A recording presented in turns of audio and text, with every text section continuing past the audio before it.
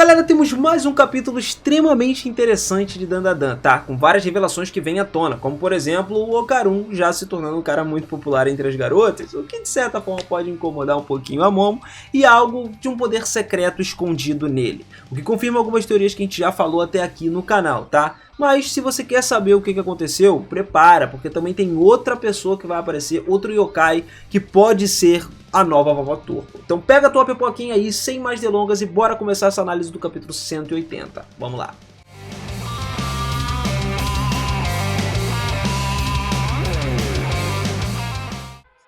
Fala, seus otakus, beleza? Eu sou o Miras e sejam muito bem-vindos a mais um videozão aqui no canal. E olha só, galera, a história começa com um pequeno possuidor ali, uma galera, né, conversando e tal.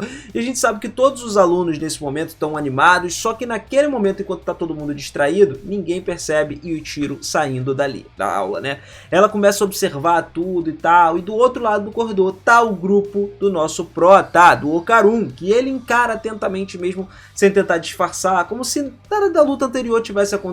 Pois é, percebendo isso tudo, Yuichiro nesse momento se retira e começa a vagar pelo corredor. Enquanto isso, nosso protagonista discute a situação atual. Com a partida de Yuichiro, eles iniciam uma operação que já teve 3 encontros específicos de diferentes professores. Os 3 professores que interagiram com o Yuichiro apresentaram de formas seguintes, tá? A primeira foi a enfermeira, que perguntou como que estava se sentindo depois dos eventos recentes e tudo mais. Uma interação normal. Depois temos a professora Dachi, uma tutora da turma ali, que queria saber se tinha acontecido alguma coisa, mas outra interação aparentemente normal. E por fim temos o professor Sang-Jurman, que pediu ao Yuichiro para falar sobre o clube de pesquisa histórico-cultural, o que levou algumas suspeitas da galera, principalmente para Momo. A Momo não é a única a desconfiar dele. O Okarun até mencionou que esse Sang-Jurman aí é um cara que basicamente tem pedido algo semelhante recentemente para ele. Quinta, por outro lado, tenta acalmar os ânimos, argumentando que o professor, ele é só um cara estranho que costuma aparecer do nada. A gente, espectador, já suspeita de algumas teorias de que esse cara seja o Saint-Germain. Só que ele alerta que ninguém deve julgar precipitadamente, porque isso pode levar a alguns erros. Mesmo assim, o Quinta ele admite que, se eles investigarem mais a fundo, eles podem acabar encontrando uma coisa questionável sobre esse professor. A Aira não entende, né, não fica completamente convencida, então ela pega os óculos e começa a usar o dispositivo que o Quinta tinha criado para coletar informações. Só que os óculos, quando ela usa, se transformam num modelo redondo, muito parecido com o do Okarun. E aí o Quinta explica que os óculos eles são feitos com couro mágico que muda o formato dependendo da pessoa que toca nele, se adaptando às experiências individuais de cada um. E isso deixa a Aira extremamente nervosa, especialmente porque os óculos tomaram a forma do Takakura, o que fez ele acabar pensando que ela poderia ser obcecada por ele. Que não é mentira de certa forma, né? Mas a Momo percebe isso, fica até irritado e tal, enquanto o próprio Okarun, ele não demonstra ficar aborrecido, ele interpreta isso como um simples mal entendido. Mas apesar de todas as tensões do grupo ali, eles continuam a investigação. Mesmo com as deduções do Quinta, né, que parecendo ser distante da conclusão definitiva, eles resolvem continuar. E aí o capítulo começa a entrar com alguns mistérios mais profundos, né? Porque eles começam a meio que tentar achar e se aproximar cada vez mais das respostas importantes. Vemos depois eles encontrarem lá a professora Dachi, no caso, né, e o professor de educação física que aborda lá ela, perguntando se já sabe se vai precisar de alguma coisa, se vai embora da escola mais cedo, por quê e tal. E aí ela, com um sorriso suave, responde explicando que a mãe não está se sentindo muito bem e ela precisa sair mais cedo para cuidar dela. Essa resposta surpreende o professor, que até oferece ajuda caso seja necessário. Só que a Dachi educadamente recusa isso, dizendo que pode resolver sozinha. Enquanto isso, cara, o professor Murakami lá, que ele parece ficar levemente corado diante da atitude da professora, achando a reação até adorável. E ele comenta que mais tarde vai com outros professores jogar basquete, sugere que a Dachi também se junte a eles para se distrair um pouco. Só que a Dachi recusa de novo, explicando que não é uma pessoa muito atlética.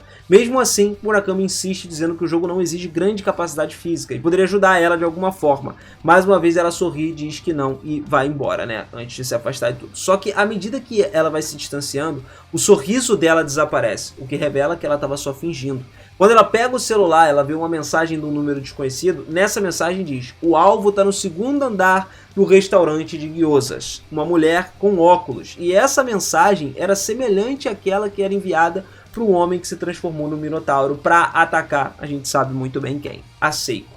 Pois é, Só que dessa vez, a Adachi, ela responde com a missão falhou, indicando que a mulher mencionada não estava sozinha. Na verdade, a professora Adachi é quem liderava o ataque com o Yanti, que foi responsável justamente por sair do restaurante com uma aura misteriosa. Apesar de algumas suspeitas iniciais ali do Quinta sobre o professor Sanjuman, no final das contas, né, isso tá completamente errado, ainda tem esperança de capturar alguém que seja valioso. Os problemas, porém, não param por aí. Um ambiente um pouco diferente agora, movimentado com os estudantes e tal, eles estão conversando sobre a rotina diária, as aulas, todos os assuntos de amor, e meio a isso aí, um grupo de garotas acaba sendo abordado por um garoto que tinha sido derrotado pelo Okarun numa corrida. Ele se aproxima delas e tal, perguntando o que elas estão fazendo, e esse cara é o Hassen. E ele chegou lá se aproximando, falando que elas estavam escondendo alguma coisa e tal, e as garotas tentam sair dessa situação, falando que elas estavam conversando no telefone porque elas queriam. Ele não tem nada a ver com isso, não tem que se meter no meio dessa parada. E a resposta não agradou o Hassen, né, que era o garoto, que se aproximou ainda mais, inclinando ali na frente, vendo a mensagem no celular das garotas. E a mensagem dizia: o Takakura tá muito bonito ultimamente. Meu amigo, olha que doideira.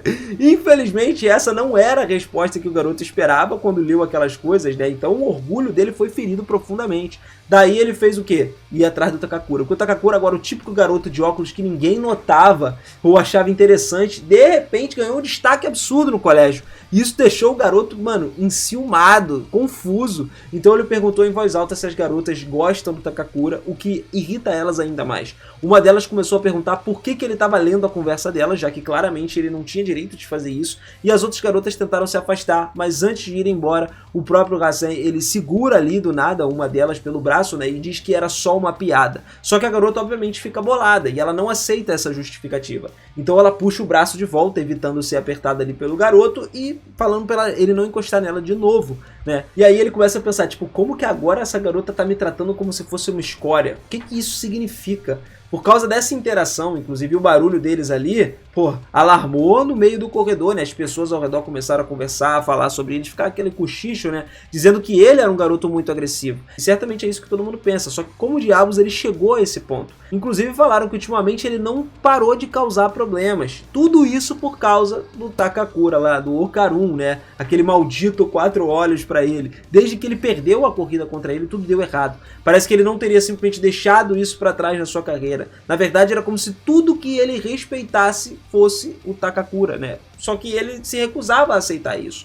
Aquele girino maluco, bobo, né? O carinha de óculos, melhor do que ele, isso era simplesmente uma piada de mau gosto pro Hassen. Então, assim, nessa hora, ele pegou as suas memórias ali e pensou em algo importante. O pequeno objeto diante dele que apareceu, no qual foi oferecido, poderia realmente dar poder a ele. Que objeto seria esse? Galera, a gente vai para um momento passado agora, depois da aula de educação física, quando ele foi derrotado pelo Okarun.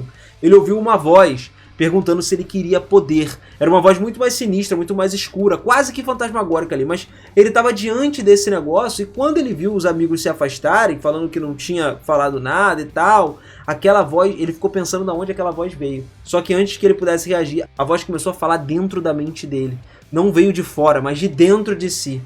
E ele não sabia o que era isso, até que a voz chegasse e falasse para ele que só ele podia ouvir essa voz. Então explicou com clareza: você quer vencer o Okarun de verdade? Pô, sim, ele quer. Então você tem que cortar ele com a faca branca, porque isso vai fazer você receber um poder especial. Quer saber por que ele é melhor do que você? Porque ele tem outro poder. É por isso que ele está tendo tanta sorte ultimamente. E isso é injusto, verdadeiramente desprezível. É por isso que o garoto tinha que tirar esse poder dele. Para isso ele tem que usar a faca preta, mas ele teria que ter cuidado. Ele só poderia usar ela uma vez, caso contrário ele não seria capaz de roubar os poderes do Okarun. E ainda explicou, tipo, você entendeu bem isso daí e tal? E cara, ele não poderia admitir essa derrota, mesmo que isso claramente representasse um mau sinal, ele inicialmente acreditou nessa voz sinistra. Depois de interagir com aquelas garotas e perceber tudo que o Takakura fez, a ideia começou a vagar pela cabeça dele. Seria possível que com esse poder ele conseguisse superar o Takakura e recriar tudo que ele tinha? Provavelmente ele removeria o que o Takakura possuía e isso era claramente uma loucura. Provavelmente ninguém acreditaria que valeria a pena fazer isso no final das contas. Afinal, se não funcionasse, não teria nada para perder. Foi assim que ele finalmente chegou ali e pegou a faca branca. Com ela, ele fez um pequeno corte no polegar, que era mais doloroso do que ele imaginava, mas de alguma forma ele sentiu algo percorrendo o corpo dele naquele momento.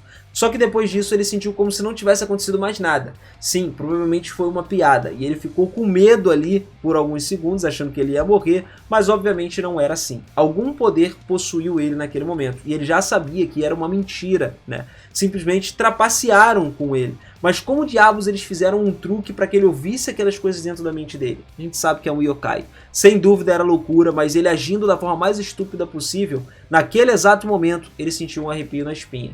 Exatamente, tinha algo atrás dele, observando e cuidadosamente uma aura sinistra que não ia deixar mais ele em paz a partir daquele momento. E a gente pode dizer que esse novo poder foi trazido pelo seu próprio feitiço. E assim terminou esse momento aí, o capítulo 180. E já dá pra gente dizer sem dúvidas que esse foi um capítulo realmente impressionante. Só que agora eu acho que uma coisa que claramente chama a atenção é o espírito que o menino possui atualmente. Tá? Que tá dentro dele. Bom, se a gente pesquisar um pouquinho para entender que tipo de conexão dá para fazer, né, com algum tipo de espírito conhecido, normalmente Dandadan tem algumas referências que são retiradas de espíritos de certas culturas, e dessa vez o espírito que aparece realmente não tem uma aparência específica de algum ser. A gente vê também ele em cima de uma superfície, né, ele fica com os pés ali nos formas ovais e tal, alguma forma que poderia estar funcionando como se fossem sapatos, mas realmente a gente não sabe qual é a função exata daquilo ali. Um exemplo seria que talvez isso tornasse ele mais rápido ou algo semelhante a isso, que pode estar diretamente ligado com a vovó Turpo. Só que na verdade eu não tenho certeza de que tipo de objeto representa essas duas formas ovais que estão no pé.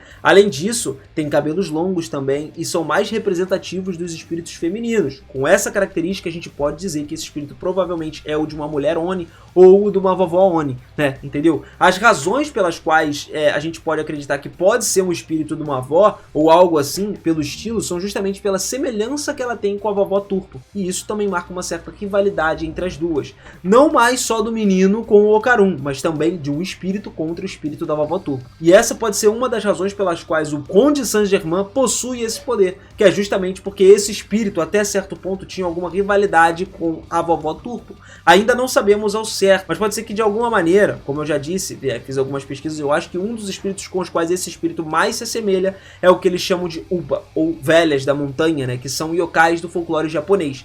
Seus poderes acabam variando dependendo da história, da região, são frequentemente descritas como capazes de lançar feitiços e maldições, especialmente contra viajantes perdidos ou intrusos nos territórios da montanha delas. E esse é precisamente um dos pontos em que a gente pode notar a semelhança com a imagem do espírito, já que o texto final diz que foi atraído pelo feitiço. Mesmo que isso faça referência direta ao fato de que esse garoto aí usou a faca para ganhar o poder, até certo ponto se acredita que isso também soa um pouco relacionado com o espírito que atualmente está possuindo ele. E assim, a gente está falando de alguma coisa que talvez não tenha tanto a ver? Pois é, de qualquer maneira pode ser que não, mas eu acho que dá pra gente fazer referências nesse ponto. Então, eu quero saber nos comentários a sua opinião, o que você pensa sobre isso, que tipo de espírito você acha que está possuindo esse garoto. Mas por outro lado aqui, outro dos tópicos importantes são os poderes que esse espírito poderia ter. De fato, à primeira vista, a primeira aparição desse espírito no início da batalha contra o demônio das cartas lá, né, que apareceu no Conto de Fadas, que a gente viu o Saint-Germain usar, ele usou um ataque que você poderia ver que era um ataque muito rápido. E esse espírito aí apareceu lá, ou pelo menos era um design muito semelhante. Naquele momento o Conde Saint-Germain mostrou um tipo de poder que esse espírito poderia ter.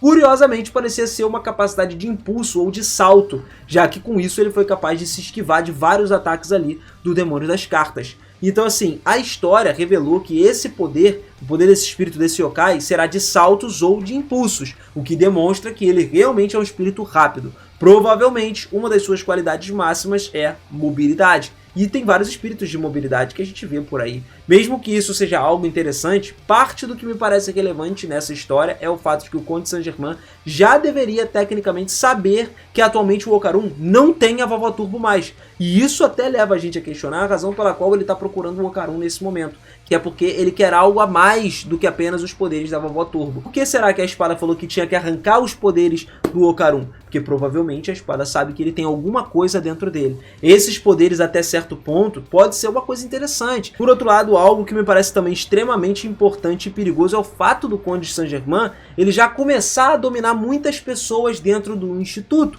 Já sabemos que Yukishiro, né, que é o único que foi descoberto pelos nossos protagonistas, era dominado. E agora a gente tem a professora Adachi. Temos esse garoto também, que foi dominado agora com aquela faquinha. Então assim, certamente a gente não sabe quantas pessoas são. Sem dúvidas isso parece extremamente preocupante, já que não só o Conde Saint-Germain tem um exército de alienígenas que acompanha ele, mas ele também está formando um próprio exército com pessoas humanas. Eles estão encontrando algo novo ali dentro da cidade que é claramente extremamente perigoso. Mas até agora não tem como a gente falar exatamente sobre isso. Eu acho que a gente tem que entrar com um pouco mais de calma nisso daí para finalizar.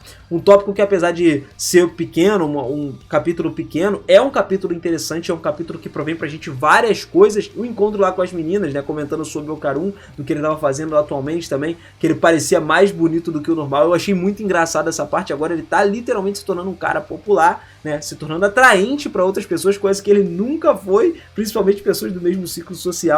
E provavelmente tem algumas outras garotas que vão começar a ver ele de uma maneira diferente, o que torna essa história mais interessante. Isso acontece porque agora tem alguém que realmente se importa e presta atenção nele. É tipo aquela história, tu começa a namorar, vem garota até do ralo pra vir atrás de tu, e meninas também, vice-versa. Entendeu? Acontece, irmão. Então, se você prestou atenção, significa que deve ter coisas boas vindo pela frente, tá? Claramente, a gente é movido ali pelos interesses. Temos Ayase e também temos a própria Aira. Isso claramente faz com que todas as garotas ao redor do Okarun comecem a se interessar por ele também, porque, pô, a Aira é uma das garotas mais populares da escola. Enfim, apesar da Ayase não ser, tem interesse nele, então alguma coisa nele tem, tá? Durante o exame de educação física, ele também já demonstrou ter habilidades melhores do que praticamente todos os outros alunos, então era óbvio que as garotas teriam um interesse nele, percebendo que já era bastante popular entre certas garotas. Além disso, as suas habilidades também melhoraram bastante. Portanto, de uma forma ou de outra, cara, isso vai causar um interesse em algum momento, tá? Bom, eu vou finalizando por aqui, eu espero que vocês gostem, espero que vocês me contem mais teorias que vocês acham. Pode ser, de fato, que a Vovó Turbo possa voltar agora para ajudar o Okarun, a gente já tá falando disso, ó, há muito tempo. Ou pode ser que esse novo yokai que esteja aí entre dentro do corpo do Okarun depois de ele lutar contra esse garoto e transforme o Okarun de volta no que ele era antes. E aí, será? Será que o Okarun ganha esse poder novo ou não, já que a Vovó Turbo meteu o pé? Bom, eu deixo pra você comentar aí, tá? Falar comigo que a gente vai conversando, vamos trocando mais ideias sobre Dandadan. Apesar dessa obra agora ter caído um pouco do hype porque caiu na Netflix, mano, o mangá tá maravilhoso, então vem comigo pra gente acompanhar tudo. Por isso que eu falo, não esquece de se inscrever no canal, de ativar o sininho, deixar aquele like pra fortalecer a gente e você ficar por dentro de muito mais conteúdo, tá? Beijo no coração e eu vejo vocês na próxima. Valeu!